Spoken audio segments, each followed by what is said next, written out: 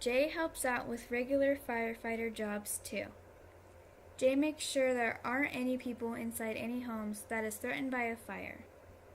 He also checks closed roads to reassure that it's not being used by citizens who might be threatened by fire. He directs crews and fire trucks to the fire safely. And last but not least, he courageously saves animals and people that is threatened by fires when no other firefighter is around.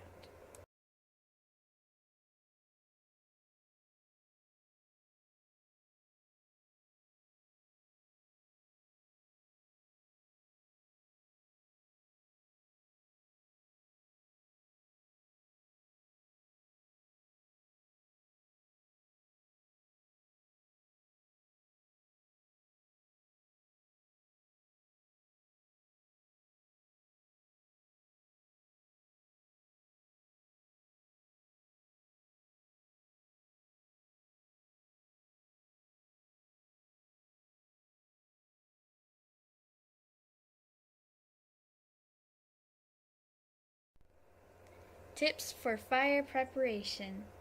Always have a working smoke detector and carbon monoxide detector.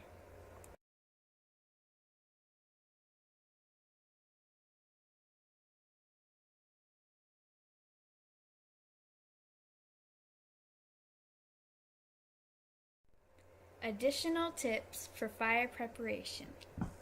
Always call 911 before trying to fight a fire. And most fire extinguishers are only good for about 1 year. If the top of the extinguisher is plastic, which is most likely black, it needs to be replaced or checked by the fire station every year. If the top of the extinguisher is aluminum, it's good for a few years, but it still needs to be checked every year. An ABC fire extinguisher, which is pictured in the slide, is the best fire extinguisher for home or at a workplace because it's more common for a class A, B, or C fire to flare up. Jay's experiences. Jay stated, "You can feel your sweat literally dripping down your legs when you're wearing your PPE near a fire." PPE stands for Personal Protection Equipment. It's also called bunker gear or turnout gear. The PPE weighs about 60 to 70 pounds, including their air packs, but not including their gear that adds up to an additional 25 pounds. So in other words, firefighters fight fires carrying extra weight up to approximately 90 pounds total with every step they take.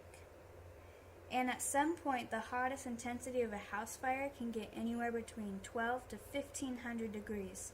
And keep in mind that a chicken gets cooked at 340 degrees. Whew, that is hot.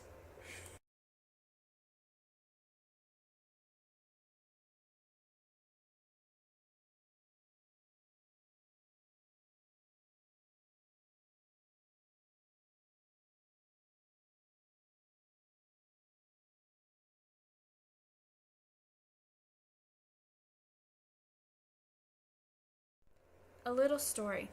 One day, Jay was called over to a house that was threatened by a fire.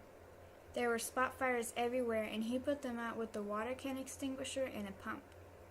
He put out a shed on fire, but he did this without the correct face equipment, and he ended up breathing in too much smoke. His crew was very upset with him that he took on this fire without their help and without the proper PPE. We can understand why his crew was concerned over his safety. It's really a lesson we can all learn.